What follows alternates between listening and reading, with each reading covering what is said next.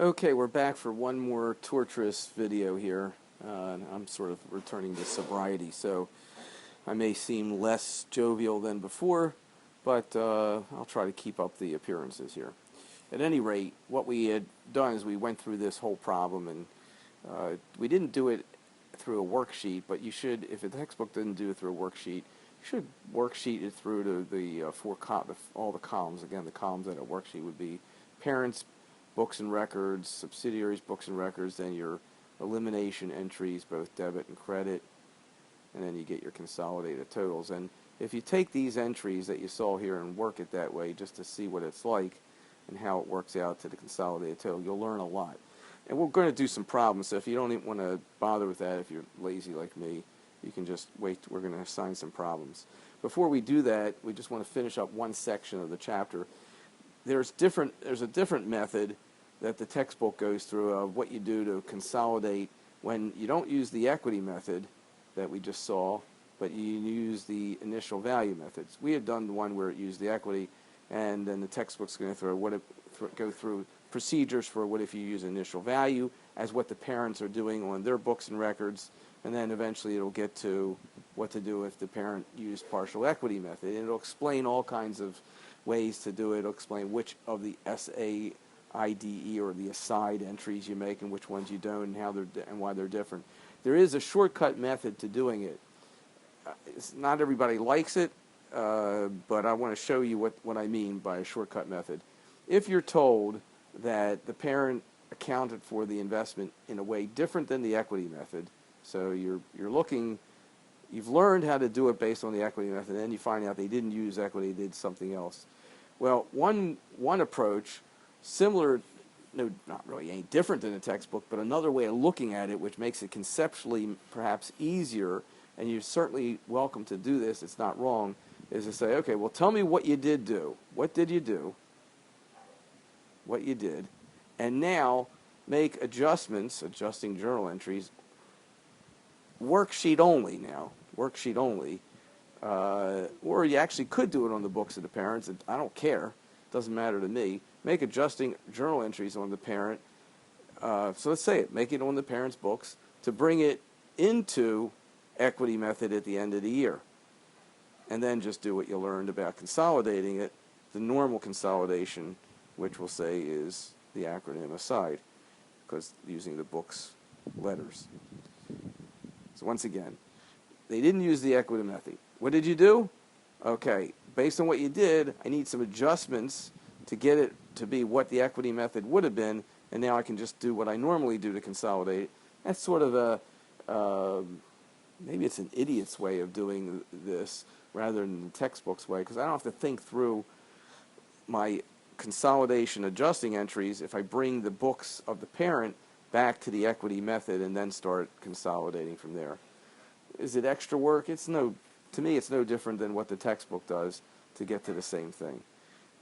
So on that note, I'm going to let you read what the textbook approach is to either partial equity or what they call the initial value method, and we'll tackle those by doing problems to see how you want to handle it by doing your problem. When you do a problem, you'll figure out which way you want to do it.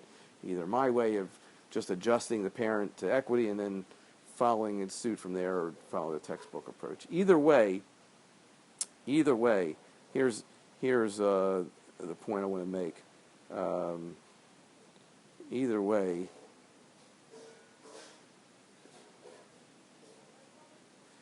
no matter which method the parent, this is the point, no matter which method the parent chooses to record the subs activity before consolidation, the consolidated totals are always the same. They have to be. They have to be. That's what I wanted to show you. Let's see back here if there was something I wanted to mention. Let's see one thing.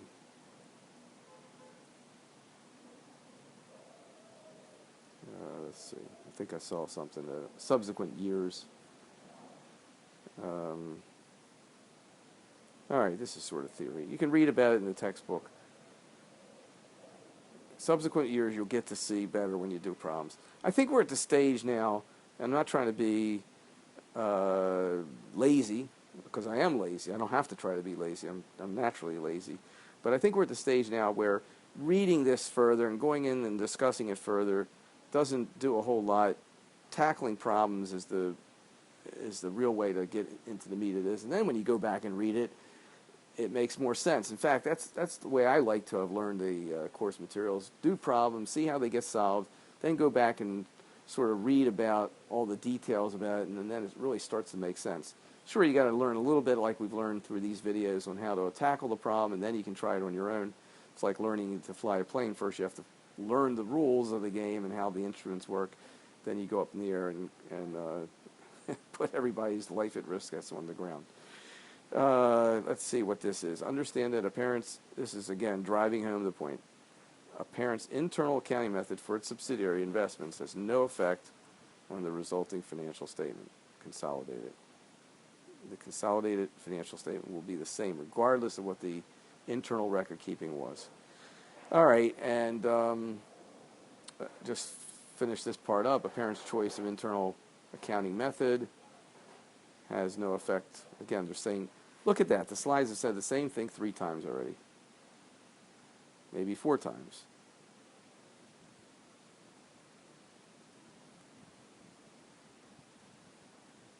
Yes, this is true, this last bullet. The accounting method does require distinct procedure for consolidation. That's if you follow the textbook. The other way of doing it is you just do, like I said, you can follow the distinct procedures based on the internal accounting method used for consolidating, or just bring whatever the investment account is at year end. So investment whatever, if it's not equity method, just do adjusting journal entries and bring it up to the equity method T account, so to speak. Bring it into conformance with equity method, and then you can go from there. That's totally up to you. That's what I do, but that's me. All right, and then we'll leave this for another time, another video, I suppose, how we do impairment for goodwill, and the rest of the chapter also deals with some intangible items, same concept of rules of the game for intangibles that you get on the books and records. It's somewhat of a, these next parts will be somewhat of a good review of intermediate accounting topics when it comes to goodwill. So that should be good. All right, I think we've covered this. I'm going to stop, I'll get these posted for you all to watch, and then assign some problems for you to try on your own, and we'll go over those, which should be really fun. So you might want to just tell your friends who aren't in this course to just start watching these videos along with you and do the problems with you, because you'll be telling them, like, you don't want to have all the fun by yourself. You want to share the excitement and enthusiasm and everything that goes along with this. Okay. I wonder if my psychologists and psychiatrists are aware of this. See you later.